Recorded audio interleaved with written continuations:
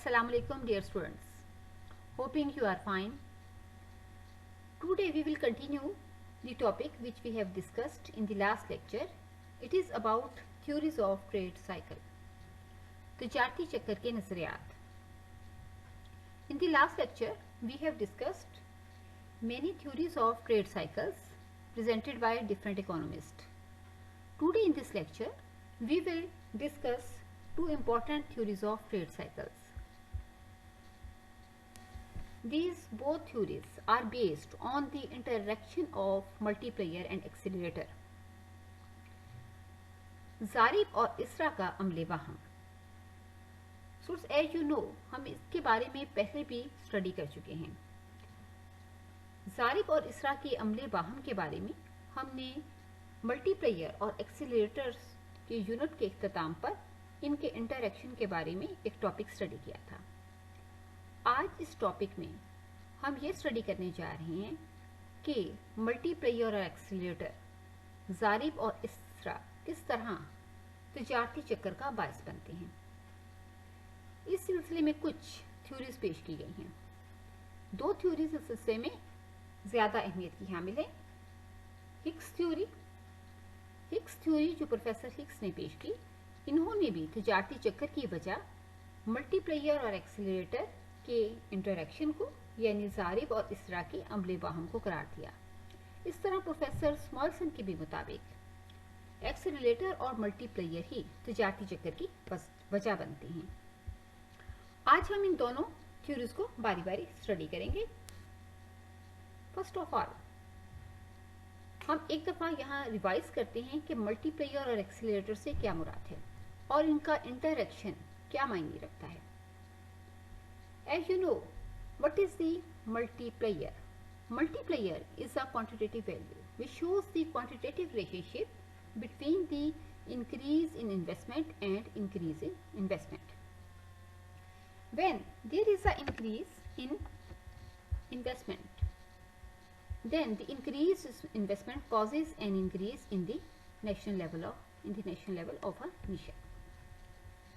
अगर कौमी आमदनी ज़्यादा हो जाएगी तो अगर किसी मुल्क में सरमायाकारी का मयार ज़्यादा हो जाएगा तो कौमी आमदनी में इजाफे का बायस बनेगी. हम इसका मैकेनिज्म जानते हैं कि क्यों सरमायाकारी में इजाफा कौमी आमदनी में इजाफे का बायस बनता है और इसी तरह सरमायाकारी यानी इन्वेस्टमेंट में कमी किस तरह कौमी आमदनी या नेशनल इनकम में कमी का बायस बनती है. हमने इस मैकेनिज्म को मल्टीप्लायर के टॉपिक में बहुत इन डिटेल स्टडी किया है. बहरहाल मल्टीप्लायर ये शो करता है कि इन्वेस्टमेंट में चेंजेस नेशनल इनकम में चेंजेस का बायस बनती हैं और ये चेंजेस हमेशा एक दूसरे के साथ जो है वो एक ही डायरेक्शन में होती हैं. यानी सरमायाकारी में इजाफा कौमी आमदनी में इजाफा और सरमायाकारी में कमी कौमी आमदनी में कमी का बायस बनेगी. दोनों वेरिएबल्स की जो डायरेक्शन ऑफ चेंज है वो सेम है. In the same way Accelerator also shows the relationship between the same two variables, investment and the income. But here, as you see, that the changes in the income causes changes in the investment level. अगर आमदनी ज़्यादा हो जाएगी तो ये सरमायाकारी में इजाफे का बायस बनेगी. इसी तरह कम होती हुई नेशनल इनकम जो है वो इन्वेस्टमेंट लेवल को कम कर देगी. अब ये दोनों का इंटरैक्शन यहाँ देखिए, इन्वेस्टमेंट में इजाफा आमदनी में इजाफे का बायस बनता है और यहाँ आमदनी में इजाफा जो है वो इन्वेस्टमेंट के इजाफे का बायस बनता है. तो जब इनका इंटरैक्शन क्या है, ये दोनों जब आपस एक दूसरे के साथ इंटरैक्ट करते हैं, इनके अमले बाहम के नतीजे में एक इकोनॉमी जो कि रिकवरी की तरफ हो बहुत तेज़ी के साथ जो है वो रिकवर होती है और बहुत शदीद गर्म बाजारी से निकलते हुए बहुत शदीद गर्म बाजारी में शामिल हो जाती है. यानी प्रॉस्पेरिटी से जो है वो बहुत शदीद प्रॉस्पेरिटी की तरफ चली जाती है. बिल्कुल इसी तरह जो है जब इकोनॉमी में डाउनफॉल शुरू होता है तो तब भी मल्टीप्लायर एक्सीलरेटर का इंटरैक्शन इकोनॉमी में तेज़ी के साथ रिसेशन या पसरवी का अमल पैदा करता है और इकोनॉमी इन दोनों के इंटरैक्शन अमले बाहम के नतीजे में तेज़ी से रिसेशन का शिकार होती हुई सर्द बाजारी और फिर शदीद सर्द बाजारी यानी बहुत ही जो है वो मिनिमम लेवल तक जो है वो पहुंच जाती है. इकोनॉमी एक ग्रेट डिप्रेशन का शिकार हो जाती है। तो ये है इन दोनों का अमले बाहम। जैसे कि बहाली या गर्म बाजारी के दौर में जब इन्वेस्टमेंट में कुछ इजाफा होता है तो ये मल्टीप्लायर की पावर के बराबर जो है वो इनकम में इजाफे का बायस बनता है। और जब इनकम बढ़ती है तो उसके नतीजे में कंजम्पशन लेवल भी बढ़ जाता है, और ये बढ़ती हुई कंजम्पशन को पूरा करने के लिए इससे कई गुना ज़्यादा इन्वेस्टमेंट करना पड़ती है। और जब इन्वेस्टमेंट में इजाफा हो जाता है तो फिर इन्वेस्टमेंट में ये होने वाला इजाफा कौमी आमदनी में मल्टीपल इंक्रीज का यानी कई गुना इजाफे का बायस बनता है, और इसी तरह हमारा कंजम्पशन लेवल जो है वो ज़्यादा हो जाता है। गोया कि हर स्टेप पे से जो अगला स्टेप है वो बहुत ज़्यादा मल्टीपल होता चला जाता है, बहुत तेज़ी के साथ कई गुना इसमें इजाफा होता है, और इकॉनमी तेज़ी के साथ जो है वो ग्रो करती है, और इकॉनमी गर्म बाजारी का शिकार हो जाती है, प्रॉस्पेरिटी में आ जाती है। गोया ट्रेड साइकिल के अपवर्ड ट्रेंड की वजह ये है। इसी तरह जब इसका डाउनवर्ड ही मैकेनिज्म चलता है तो यही सेम मैकेनिज्म चलता है। सरमायाकारी में कमी से जो है वो आमदनी में होने वाली कमी कई गुना ज़्यादा होती है, ज़ारब की ताकत के बराबर ज़्यादा होती है, जो कि कंजम्पशन में कमी का बायस बनती है। मार्केट्स जब कम हो जाती हैं, डिमांड कम हो जाती है, तो इन्वेस्टमेंट में जो कमी आती है वो कई गुना ज़्यादा कमी होती है। वो है कैपिटल आउटपुट रेशियो के बराबर उसमें कमी आ जाती है, इसरा की ताकत के बराबर। फिर ये जो है इन्वेस्टमेंट में कमी ज़ारब की ताकत के बराबर इनकम लेवल को कम कर देती है। यूँ ज़ारब और इसरा के इंटरेक्शन के नतीजे में एक पस रवि का शिकार इकॉनमी, रिसेशन का शिकार इकॉनमी बहुत तेज़ी के साथ जो है वो नीचे की तरफ आती है, और गर्म बाजारी से शदीद गर्म बाजारी का शिकार हो जाती है। अब हम दोनों थ्योरीज को, हिक्स की थ्योरी को भी और स्मॉलसन की थ्योरी को बारी बारी स्टडी। हिक्स थ्योरी, हिक्स ने मल्टीप्लायर और एक्सीलरेटर दोनों के इंटरैक्शन को तजारती चक्कर की वजह करार दिया। उसके ख्याल में इकोनॉमी में ये जो बहुत तेज़ी के साथ फ्लक्चुएशंस आती हैं कि कभी इकोनॉमी में गर्म बाजारी का दौर है और फिर इकोनॉमी रिसेशन और पसरवी का शिकार होते हुए सरबाजारी में आती है, और फिर आहिस्ता आहिस्ता जो है वो बहाल होते हुए, रिकवर होते हुए दोबारा प्रॉस्पेरिटी में या बूम में दाखिल हो जाती है। तो इन फ्लक्चुएशन के पीछे वजह इन्वेस्टमेंट, मल्टीप्लायर और एक्सीलरेटर का जो है वो इंटरेक्शन है, यानी ज़ारब और इसरा के अमले बाहम के नतीजे में इकोनॉमी में ये फ्लक्चुएशंस पैदा होती हैं, जिसको हम तजारती चक्कर का नाम देते हैं। हिक्स ने अपना ये नजरिया अपनी एक किताब में पेश किया था। उनकी किताब जो कि 1950 में पब्लिश्ड हुई, उस किताब का नाम था contribution to the theory of trade cycle, और इसमें उन्होंने जाहिर है यही नजरिया पेश किया कि ज़ारिब और इसरा के अमले बाहम के नतीजे में इकोनॉमी तजारती चक्कर का शिकार हो जाती है। उनके मुताबिक ज़ारिब और इसरा जो हैं वो ट्रेड साइकिल के ऐसे ही दो हैंड्स हैं, जैसे कि हम कह सकते हैं कि किसी भी कमोडिटी की वैल्यू को डिटरमिन करने के लिए या लेबर मार्केट में लेबर की वैल्यू को डिटरमिन करने के लिए डिमांड और सप्लाई फोर्सेस इंपॉर्टेंट होती हैं। इसी तरह जो है ये दोनों भी जो हैं वो किसी तजारती चक्कर के जो हैं वो दो बड़े हैंड्स हैं। उन्होंने इसमें जो कंजम्पशन फंक्शन पेश किया, उन्होंने एक लैग्ड कंजम्पशन फंक्शन पेश किया, और इस लैग्ड कंजम्पशन फंक्शन के मुताबिक CT is the function of income. लेकिन आप स्टूडेंट्स यहाँ देख सकते हैं, यहाँ T से मुराद है कि time period, present time period है ये। T से मुराद मौजूदा वक्त, present time period. CT the consumption of the present time is the function of the income of the in the previous period, यानी कि T-1 T प्रेजेंट पीरियड को बयान कर रहा है, T-1 का मतलब है इन दी लास्ट ईयर, यानी कि पिछले साल। गोया कि यहाँ उन्होंने जो कंजम्पशन फंक्शन दिया इसको हम लैग्ड कंजम्पशन फंक्शन कहते हैं। जो सिंपल कंजम्पशन फंक्शन है उसके मुताबिक CT is the function of YT, यानी present consumption is the function of present income. लेकिन अगर हम थ्योरेटिकली देखें, इस बात को रियलिटी में देखें, तो हम देखते हैं कि कंजम्पशन मौजूदा इनकम का जो है वो फंक्शन नहीं होती, बल्कि ये ज़्यादातर जो है वो पिछले साल की जो हमारी आमदनी है उससे कंजम्पशन जो है वो अफेक्ट होती है। जी हिक्स का दिया हुआ consumption function lagged consumption function कहलाता है। Lagged consumption function CT is a function of YT-1। इसी तरह उन्होंने एक्सीलरेटर का भी जो कंसेप्ट दिया, उन्होंने भी इसको लैग्ड फॉर्म में जो है वो पेश किया है।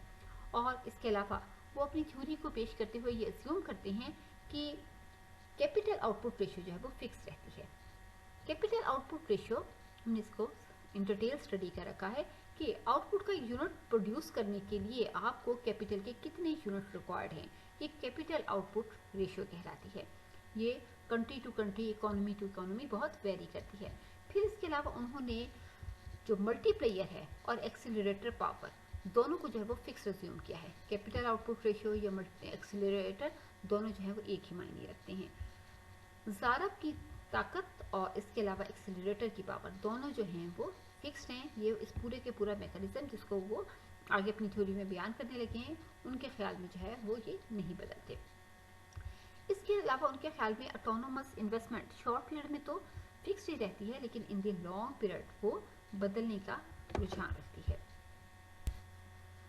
उन्होंने अपनी ये जो थ्योरी बयान की, उन्होंने इसमें कुछ जो है वो लाइंस जो हैं वो यूज की।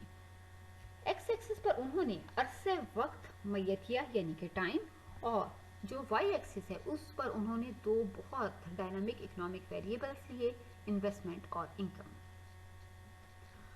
यहाँ ये जो चार लाइंस इस्तेमाल की गई हैं, इसमें जैसा कि आपको ए लाइन जो है ये ए लाइन जो है वो ऑटोनोमस इन्वेस्टमेंट का खत है, खुद इख्तियार सरमायाकारी। और जैसा कि उन्होंने एज्यूम किया, यहाँ आप देख रहे हैं कि अब तक हम जितने भी ग्राफ बनाते आए हमने ऑटोनोमस इन्वेस्टमेंट को जो है वो फिक्स एज्यूम किया है, लेकिन वो यहाँ एज्यूम करते हैं, फिक्स एज्यूम करते हैं कि इन दी लॉन्ग रन जो ऑटोनोमस इन्वेस्टमेंट है, खुद इख्तियार सरमायाकारी, वो बढ़ने का रुझान रखती है। फिर इसके अलावा ये जो ए लाइन है, ये चूंकि खुद इख्तियार यहाँ ऑटोनोमस इन्वेस्टमेंट को शो करती है, जबकि यहाँ ये लाइन जो है एल, ये लाइन जो हमारी ग्रोथ रेट है उसकी इक्विलिब्रियम लेवल को जाहिर करती है, यानी इक्विलिब्रियम ग्रोथ रेट को शो कर रही है।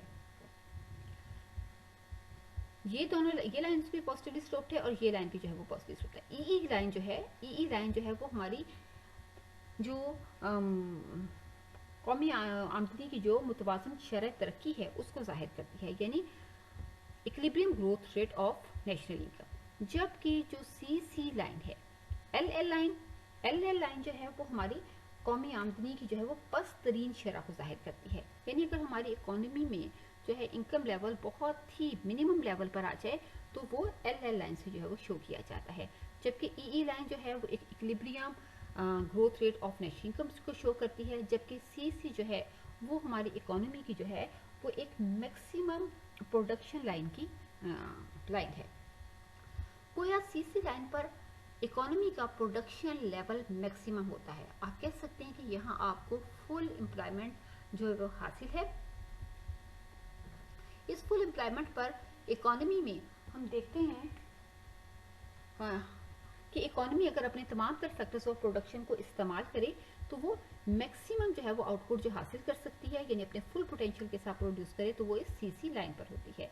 जबकि जो एल लाइन है ये उसकी प्रोडक्शन के मिनिमम पॉइंट को जो है वो बयान करता है। जब इकोनॉमी हम अज्यूम करते हैं कि इकोनॉमी जो है वो पी नॉट पर जो है वो मौजूद है, यहाँ इनकम का एक लेवल है। ऐसे इकोनॉमी में जो है ग्रोथ का प्रोसीजर जो है वो शुरू होता है। ये पी नॉट से P1 तक जो मूवमेंट है, it is due to the interaction of multiplier and the accelerator. इसके नतीजे में इन्वेस्टमेंट में इजाफा होता है। इन्वेस्टमेंट लेवल जब ज़्यादा होता है तो वो हमारी जो है वो इनकम को बढ़ाने का बायस बनता है, क्योंकि हमारा खर्च दूसरों की आमदनी बन जाता है। एक दफ़ा ये की गई इन्वेस्टमेंट कुछ अर्सा वक्त पर फैलकर कौमी आमदनी में कई गुना इजाफे का बायस बनती है। चुनांचे हमारी नेशनल इनकम बढ़ती है, जिसकी वजह से हमारी कंजम्पशन बढ़ती है। बढ़ती हुई कंजम्पशन को पूरा करने के लिए जो है वो मज़ीद इन्वेस्टमेंट की जाती है, जो कि यकीनन उस आमदनी की निस्बत बहुत ज़्यादा होती है। इसी तरह फिर जब आमदनी बढ़ती है तो वो आमदनी जब बढ़ती है तो वो इन्वेस्टमेंट में इजाफे का बायस बनती है। बढ़ती हुई इन्वेस्टमेंट इनकम लेवल को कई गुना ज़्यादा कर देती है ज़ारब की पावर के बराबर। वो इसी तरह जैसे कि हमने पीछे भी डिस्कस किया, ज़ारिब और इसरा के इंटरेक्शन के नतीजे में इकोनॉमी बहुत तेज़ी से जो है वो P0 से P1 की तरफ जो है वो हरकत करती है। अब अब यहाँ भी जो है इकोनॉमी में यहाँ आकर जो है वो आप देख रहे हैं कि ग्रोथ का अमल जो है वो बहुत ज़्यादा स्लो हो जाता है। यहाँ इकोनॉमी आकर जो है वो कुछ देर के लिए रुकती है। वही आप कह सकते हैं कि P0 और P2 के दरमियान जो है वो बहुत ही जो है वो पॉजिटिव चेंज तो है, लेकिन बहुत ही जो है वो स्लो है, इतनी माइनर है कि बाज़ जो है वो उसका को ऑब्जर्व भी नहीं किया जा सकता। हम कह सकते हैं कि यहाँ कुछ एक लैग या वक्फा जो है वो यकीनन हायर होता है। इसके बाद इकोनॉमी जो है में आहिस्ता आहिस्ता जो है वो पसरवी का अमल जो है वो शुरू होता है, लेकिन इस अमल को आप देख रहे हैं कि कितनी तेज़ी के साथ जो है वो इकोनॉमी जो है वो रिसेशन का शिकार हो रही है। इक्विलिब्रियम ग्रोथ रेट लाइन को भी जो है वो क्रॉस करते हुए ये तेज़ी के साथ जो है वो जो मिनिमम जो प्रोडक्शन लेवल है उसकी तरफ जो है वो बढ़ती है। इसके पीछे जो अगर फैक्टर्स देखें कि कौन से फैक्टर्स कंट्रीब्यूट करते हैं, तो यही दो फैक्टर्स यानी कि इसरा और जारिब का अमले वहाँ मल्टीप्लेयर और एक्सीलरेटर दोनों जो है अपने इंटरेक्शन के जरिए इकोनॉमी को तेज़ी के साथ जो है वो रिसेशन का शिकार कर देते हैं। इन्वेस्टमेंट लेवल कम हो जाता है, नतीजतन लोगों की आमदनियाँ बहुत तेज़ी से कम होती हैं। कंजप्शन लेवल कम हो जाने की वजह से डिमांड बहुत कम रह जाती है। कम होती डिमांड की वजह से इन्वेस्टर्स को अपने पूरे के पूरे प्रोडक्टिव यूनिट्स में डाउन साइजिंग का अमल पैदा करना पड़ता है। एम्प्लॉयमेंट लेवल कम होता है, इनकम को मज़ीद कम कर देता है। नतीजतन इकोनॉमी में ज़ारब और इसरा दोनों अपने इंटरेक्शन के जरिए जो है वो इकोनॉमी को तेज़ी से जो है वो डाउनफॉल का शिकार कर देते हैं। गोया यहाँ इन्वेस्टमेंट में कमी से इनकम में कई गुना कमी वाक़या होती है, जो किस वजह से होती है? ज़ारिब की वजह से। फिर ये कम होती हुई आमदनी आगे सरमायाकारी को कई गुना कम कर देती है, और ये किस वजह से होता है? ये इसरा की वजह से होता है। फिर यही कम होती हुई जो सरमायाकारी है वो ज़ारिब के असर के तहत आमदनी को कई गुना कम करती है, चुनांचे इकोनॉमी बहुत तेज़ी के साथ नीचे को आती है। यहाँ भी आप फिर देख रहे हैं कि एक छोटा सा जो है वो टाइम लैग जो है, एक लैग जो है वो मौजूद है, जिसके तहत जो है इकोनॉमी में बहुत हल्की सी जो है वो हमें यहाँ ग्रोथ जो है वो नज़र आती है, जो इतनी ज़्यादा विजिबल भी नहीं होती। और इकोनॉमी में जब आहिस्ता आहिस्ता फिर बहाली का अमल शुरू होता है, तो इन दोनों के डायरेक्शन के ज़रिए इकोनॉमी बहुत तेज़ी के साथ जो है वो बहाल हो जाती है। तो गोया ये हिक्स का नज़रिया है, जिसके तहत जो है वो ज़ारिब और इसरा के अमले वाहन के तहत इकोनॉमी में जो है वो बहुत तेज़ी के साथ जो है वो अप्स एंड डाउन्स आते हैं। इकोनॉमी एक जो है वो इंतहा से, जो कि प्रॉस्पेरिटी कहलाती है, उससे जो है वो दूसरी इंतहा यानी कि डिप्रेशन या सरगुजारी का शिकार हो जाती है, फिर दोबारा रिकवर होना शुरू हो जाती है। अब इसके अलावा जो है हिक्स के अगर हम नज़रिए को स्टडी करें तो उसने कुछ और फैक्टर्स भी बयान किए कि जिसके नतीजे में इकोनॉमी में जो है वो तब्दीलियाँ रूनुमा होती हैं। मिसाल के तौर पे उसके मुताबिक टेक्नोलॉजी की जो है वो अदम मौजूदगी, फिर ओवर पॉपुलेशन, और इसके अलावा जो है वो कैपिटल स्टॉक की जो है वो कमी, और कुछ और बहुत सारे ऐसे फैक्टर्स जो कि किसी इकोनॉमी की डेवलपमेंट का बायस बनते हैं, अगर वो मौजूद ना हो तो उसके नतीजे में भी इकोनॉमी बहुत तेज़ी के साथ जो है वो सरबजारी का शिकार हो जाती है। हिक्स का ये नज़रिया यकीनन बहुत पसंदीदा भी है, और इसलिए भी क्योंकि ये बहुत ज़्यादा जो है वो सॉलिड ग्राउंड्स पर पेश किया गया है। इसमें ऐसी हकीकतों का बयान किया गया है जिसको हम आम जिंदगी में बहुत ज़्यादा अपनी रियल लाइफ में ऑब्जर्व करते हैं। लेकिन बहरहाल इस नज़रिए के अंदर जो एक बड़ी कमज़ोरी पाई जाती है वो ये कि इसमें मल्टीप्लेयर और एक्सेलरेटर की जो पावर्स हैं उसको फिक्स अज्यूम कर लिया गया है। मल्टीप्लेयर हम जानते हैं वो एमपीसी पर बेस करती है, मुख्ततिम मिलानी सर्फ पर, मार्जिनल प्रोपेंसिटी टू कंज्यूम। हालांकि हम जानते हैं कि मार्जिनल प्रोपेंसिटी टू कंज्यूम तब्दील होता रहता है, और स्पेशली ऐसे हालात जब के हालात में बहुत इकोनॉमिक जो हालात हैं उनमें बहुत तेज़ी के साथ तब्दीलियाँ आ रही हों, जबकि आमदनी बहुत तेज़ी के साथ बढ़ रही हो, क्योंकि तजारती चक्कर के इस अमल के दौरान आमदनी में बहुत बड़ी बड़ी तब्दीलियाँ आती हैं, तो ज़ाहिर एमपीसी ऐसी सूरत में कभी भी साकन नहीं रह सकता। इसके अलावा फ्रेडमैन ने जिस पर एक और तनकीद की थी वो ये कि जब इकॉनमी एक ट्रेड साइकिल के एक फेज से निकलकर दूसरे में दाखिल होती है, तो जो मार्जिन प्रोपेंसिटी टू कंज्यूम है, खर्च करने का जो रुझान है वो तब्दील हो जाता है, वो एक जैसा रह ही नहीं सकता, क्योंकि एमपीसी जिन फैक्टर से डिटरमिन होता है वो इन फेजेस में यानी प्रॉस्पेरिटी में उन तमाम तर फैक्टर्स का एटीट्यूड अलग होता है। वो सब के सब खुशउम्मीदी की तरफ होते हैं, जबकि वो सारे के सारे फैक्टर्स जो कि एमपीसी को डिटरमिन करते हैं, सरगुजारी में उनका एटीट्यूड जो है वो बिल्कुल ही जो है वो बदल जाता है। इसलिए हम नहीं कह सकते कि एमपीसी जो है वो साकिन रह सकता है। जैसे कि एमपीसी का एक बहुत बड़ा जो डिटर्मिनेंट है, यानी कि नेशनल इनकम की डिस्ट्रीब्यूशन, वो भी जो है वो बहुत तेज़ी के साथ जो है उसमें तब्दील होती है। इस तरह जो है इसरा या एक्सीलरेटर की पावर भी जो है वो साकिन फ़र्ज कर ली गई, यानी कैपिटल आउटपुट रेशियो को जो है वो फिक्स रिज्यूम कर लिया गया। हालांकि ऐसा नहीं है, मुख्तलिफ इकोनॉमीज़ में कैपिटल आउटपुट रेशियो मुख्तलिफ पाई जाती है, हत्ता कि मुख्तलिफ इंडस्ट्री में भी जो है वो डिफरेंट होती है। तमाम एक इकोनॉमी के तमाम तर सेक्टर्स में एक जैसी कैपिटल आउटपुट रेशियो नहीं पाई जाती। तो ज़ाहिर है जब ये एक बहुत बड़ी इसमें एक ड्रॉबैक मौजूद है, तो इसकी बुनियाद पर जो नज़रिया पेश किया जाए, ज़ाहिर वो भी अपने अंदर परफेक्ट नहीं हो सकता। अलबत्ता ये कि हिग्स ने यहाँ जो मैकेनिज्म पेश किया, उस मैकेनिज्म में जो है वो बहुत रियलिटी मौजूद है और वो हकायक पर मबनी है। जी, next theory is the Samuelson theory. Samuelson ने भी तजारती चक्कर की वजह जारिब और इसरा के इंटरेक्शन को ही करार दिया, यानी according to him due to the interaction of accelerator and the multiplier the trade cycle exist in a economy. उनके मुताबिक जारिब की पावर को मालूम करने के लिए उन्होंने जो है वो यही फार्मूला दिया 1/1 माइनस एम पी, यानी 1/1 माइनस 1 माइनस मुख्तती मिलानी सर्फ। और उन्होंने यही कहा कि जो जारिब और इसरा हैं उनकी इंटरेक्शन की वजह से तजारती चक्कर जो है वो पैदा होता है। गोया कि आमदनी और सरमायाकारी के तफाली रिश्तों को उन्होंने लैग की सूरत में पेश किया। उन्होंने इन्वेस्टमेंट का फंक्शन भी एक लैग फॉर्म में पेश किया और इसी तरह जो है वो कंजप्शन का फंक्शन भी लैग फॉर्म में पेश किया। लैग फंक्शन से मुराद ये है कि इन्वेस्टमेंट और कंजप्शन दोनों प्रेजेंट टाइम की इनकम से जो है वो तफावत नहीं बनते, बल्कि जैसे कि आपको यहाँ नजर भी आ रहा होगा कि lag form of investment function. IT for is the investment level for the present time, IA for autonomous investment, W यहाँ इसरा को शो कर रहा है, YT अगर ये काम सिंपल इन्वेस्टमेंट फंक्शन होता तो ये दो कंपोनेंट्स पर मुश्तमिल होता, जिसमें ये कंपोनेंट जो है वो ऑटोनोमस है और ये इंड्यूस्ड इन्वेस्टमेंट है जो सिर्फ और सिर्फ एक ही वेरिएबल रखता है, इट इज़ द YT। लेकिन अब आप यहाँ देखें कि ये YT माइनस 1 पर मुश्तमिल है। YT से मुराद है प्रेजेंट टाइम की इनकम और YT-1 से मुराद है income in the previous year.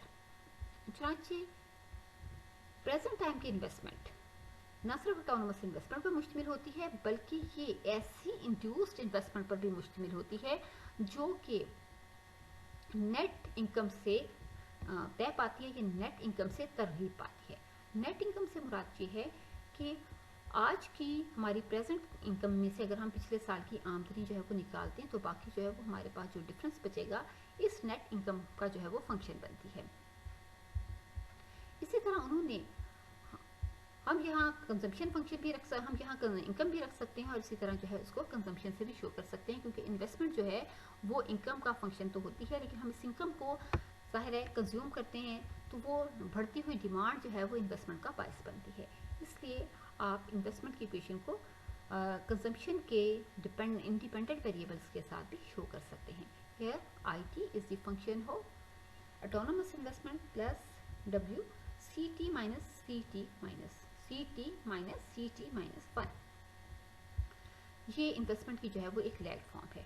अगर कंजम्पशन का हम फंक्शन देखें तो स्मॉलसन ने जो कंजम्पशन का फंक्शन यूज़ किया उसने एक लैग फॉर्म जो है वो कंजम्पशन की यूज़ की। कंजम्पशन की जो अनलैग्ड फॉर्म है जो कि हम अक्सर यूज़ करते हैं, it is CTZ is equal to CA plus CYT। Here CT for the consumption of the present time and YT is also the income of the present time. लेकिन स्मॉलसन के भी मुताबिक प्रेजेंट टाइम की consumption जो है वो पिछले time की जो हमारी आमदनी है यानी प्रीवियस ईयर की जो इनकम है उसका फंक्शन होती है। CT is equal to CA plus CYT-1। Samuelson ने अपनी थ्योरी में जो है वो लैग्ड इन्वेस्टमेंट फंक्शन और लैग्ड कंजम्पशन फंक्शन को इस्तेमाल किया। स्मॉलसन ने जो थ्योरी पेश की उसमें ये हमारा जो है वो कंजम्पशन इक्वेशन है, दूसरी हमारी इन्वेस्टमेंट इक्वेशन है। और फिर इसी तरह जो है इन दोनों को जो है वो हम अपनी इनकम, क्योंकि इनकम इज, हम जानते हैं इनकम इज इक्वल टू, उसके दो कंपोनेंट हैं C plus I in a two sector economy. हम यहाँ सी टी की जगह जो है वो हम इकोनॉमी में, सी टी की जगह हम इकोनॉमी में सी टी की कंजम्पशन जो है वो पुट करेंगे। और फिर इसी तरह हम इन्वेस्टमेंट की जगह जो है वो इन्वेस्टमेंट की इक्वेशन जो है वो यहाँ पुट करेंगे। तो ये हमारी जो है वो इक्वेशन क्या बन जाएगी, ये हमारी इक्वेशन बन जाएगी y is equal to C plus C Y T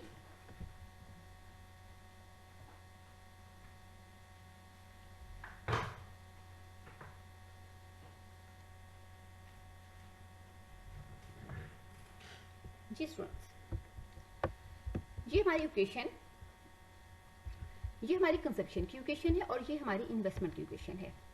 हम इनकम के फंक्शन में income which is equal to C plus I, हम इसमें कंजम्पशन और इन्वेस्टमेंट की इक्वेशन जो है वो यहाँ पुट करेंगे। तो ये टोटल हमारी जो है वो इनकम की इक्वेशन होगी। हम यहाँ दो अजम्पशंस रखते हैं। अब यहाँ हम स्मॉलसन की थ्योरी को प्रेजेंट करने के लिए एक model in the form of table जो है वो प्रेजेंट करेंगे। इस टेबल को, यही स्मॉलसन मैकेनिज्म को डिस्क्राइब करने के लिए हम यहाँ पेश की तीन उन्होंने मुख्य किस्म के टाइम पीरियड जो है वो अज्यूम किए हैं। पहले साल जो हमारी ऑटोनोमस इन्वेस्टमेंट है ये 20, ये मुख्य टाइम पीरियड के बाद किए गए हैं। भी हो सकता है ऑटोनोमस इन्वेस्टमेंट पहले साल जो है या उसमें इजाफा, उसके बाद उसमें हो जाता है। यानी दोनों मैकेनिज्म को एक ही फिगर रखा है 30 MPC marginal propensity to consume is equal to, यहाँ 5 कॉलम्स बनाए गए हैं। पहले में टाइम पीरियड दिया गया, एक दूसरे में ऑटोनोमस इन्वेस्टमेंट की परसेंट से अफेक्ट नहीं होती है। इंड्यूस्ड कंजम्पशन है, कैपिटल आउटपुट रेशियो यहाँ पावर ऑफ इनकम से जाहिर है इंड्यूसमेंट लेती है। और कितनी इंड्यूसमेंट लेती है, अपनी एमपीसी की पावर, जिसको यहाँ फिक्स अज्यूम किया गया है 0.5 के बराबर जो है इंड्यूसमेंट लेती है। ये इंड्यूस्ड इन्वेस्टमेंट है, यानी कि सरमाया ऐसी इन्वेस्टमेंट जो कि इनकम से तरकीब पाती है और उस यहाँ इस तरह की पावर जो है 0.2 है। फिर इस तरह हम जी स्टूडेंट्स, यहाँ मुख्तलिफ किस्म के जो हैं वो टाइम पीरियड्स जो हैं वो दिए गए हैं, जैसे टी नॉट। यहाँ आप देख रहे हैं कि ऑटोनोमस इन्वेस्टमेंट जो है वो 20 है पहले साल, इंड्यूसमेंट जो कंजम्पशन है वो 20 है। इन दोनों को हम ऐड करेंगे क्योंकि इंड्यूस्ड इन्वेस्टमेंट हम यहाँ शो नहीं कर सकते, इन दोनों को ऐड किया तो ये हमारे पास इसका रिजल्ट आ जाएगा 40। फिर दूसरे पीरियड में देखिए तो ऑटोनोमस इन्वेस्टमेंट हमारे पास 30 है। क्योंकि इनकम पिछले साल 40 थी, इसको हम एमपीसी से मल्टीप्लाई करेंगे। नेशन जो है वो अपनी 40 मिलियन आमदनी में का 50% हिस्सा यानी कि 20 बिलियन जो है वो कंज्यूम कर देती है। अभी हम इन तीन कॉलम्स को ऐड करेंगे। अब चूंकि इस साल जो है वो इनकम में कोई तब्दीली जो है वो रूनुमा नहीं हुई, इसलिए जो है वो कंजम्पशन में जो चेंज है वो ज़ीरो है, चाहे इंड्यूस्ड इन्वेस्टमेंट भी जो है वो ज़ीरो है। इन दो कॉलम्स को ही हम बस ऐड करेंगे क्योंकि यहाँ कुछ भी नहीं है, तो ये हो जाएगा हमारे पास 50। चाहे इस साल हमारी इनकम लेवल है 50। नेक्स्ट ईयर जो है हमारे पास ऑटोनोमस इन्वेस्टमेंट तो 30 ही है, लेकिन इनकम लेवल पिछले साल 50 था। चाहे पिछले साल की इनकम से जो है वो हमारी इस साल की कंजम्पशन जो है वो इफेक्ट होगी, क्योंकि हम जानते हैं कि स्मॉल सन ने पिछले साल की जो इनकम है उसको कंजम्पशन का जो है वो तफाउल करार दिया है। चाहे हमारी इनकम है 50 और उसका हम जब 0.5 जो है वो 50% जो है उसका कंज्यूम करेंगे तो वो है 25। इस साल आप देख रहे हैं कि इंड्यूस्ड इन्वेस्टमेंट में कंजम्पशन में इजाफा हुआ है, 20 से बढ़कर ये 25 हो गई है। अब इसमें जो नेट इजाफा है वो है 5 का। 25 में से 20 हम माइनस करेंगे तो ये आएगा 5 को हमने 2 जो कि हमारा कैपिटल आउटपुट रेशियो है उससे मल्टीप्लाई किया, तो इस साल इंड्यूस्ड इन्वेस्टमेंट है 10। अब ये हमारे तीन कॉलम्स मुकम्मल हैं, हम इनको एडअप करेंगे 30, 25 और 10, तो ये हमारे पास हो जाएगा 65। तो अब 65 ऑटोनोमस इन्वेस्टमेंट अगले साल फिर 30 है और इसका हम अगर 0.5 से इसको मल्टीप्लाई करेंगे क्योंकि इनकम लेवल पिछले साल था 65, उसको हम अपनी एमपीसी 0.5 से मल्टीप्लाई करें तो हमारे पास आ जाएगी इंड्यूस कंजम्पशन 33। ये मैंने यहाँ सॉल्व इसलिए नहीं की क्योंकि पीछे ये मैकेनिज्म मैंने सॉल्व करके आपको दिखाया है। ये हम 65 को 0.5 से मल्टीप्लाई करेंगे तो हमारे पास राउंड अबाउट ये रिजल्ट आ जाएगा। 33 में से हम 25 को जब माइनस करेंगे तो हमारे पास जो रिजल्ट आएगा वो 8 को 2 से जो कि कैपिटल आउटपुट रेशियो है उससे मल्टीप्लाई करेंगे तो यहाँ हमारे पास 16। अब इन तीन फैक्टर्स को हम ऐड करेंगे यानी 30, 33, 16 यानी ऑटोनोमस इन्वेस्टमेंट, इंड्यूस्ड इन्वेस्टमेंट और इंड्यूस्ड कंजप्शन, तो फिगर आएगा 79। इसी तरह ये पूरे के पूरे स्केड्यूल में जो है वो एक मैकेनिज्म डेवलप किया गया है। अब हम थोड़ा सा इसका ट्रेंड देखते हैं। शुरू में देखिए कि इनकम में जो है वो कितनी तेज़ी के साथ जो है वो इजाफा हो रहा है, यानी 40 से बढ़ते बढ़ते चंद सालों में वो डबल से भी ज़्यादा हो गई और वो 84 पर पहुंच गई। लेकिन इसके पीछे फैक्टर्स क्या था? इसके पीछे जो है वो फैक्टर्स में देखिए कि इसके पीछे इनकम भी जो है वो कंट्रीब्यूट कर रही है, आपको नज़र आ रहा है। यहाँ से हमारी इनकम जो है वो कंजम्पशन का हिस्सा बनती है, कंजम्पशन से जो है वो इन्वेस्टमेंट का हिस्सा बन जाती है, इन्वेस्टमेंट दोबारा जो है वो इनकम में इजाफे का बायस बनता है। गोया मल्टीप्लेयर और एक्सीलरेटर के इंटरेक्शन के नतीजे में आमदनी जो है वो बहुत तेज़ी के साथ बढ़ती है। और फिर आप देखिए कि उसमें जब एक रिसेशन का अमल शुरू होता है तो बहुत तेज़ी के साथ जो है वो इनकम रिड्यूस होती है, हत्ता कि चंद सालों में आकर वो अपने पीक पॉइंट से आकर जो है उसकी बजाय वो निस्फ रह जाती है। और फिर आहिस्ता आहिस्ता इकोनॉमी अपने यहाँ मिनिमम पॉइंट पर आ गई, लेकिन आहिस्ता आहिस्ता इकोनॉमी में दोबारा रिकवरी शुरू हुई। तो आप रिकवरी का भी जो है वो वैल्यूज़ देखें, बहुत तेज़ी के साथ इकोनॉमी जो है वो रिकवर कर रही है।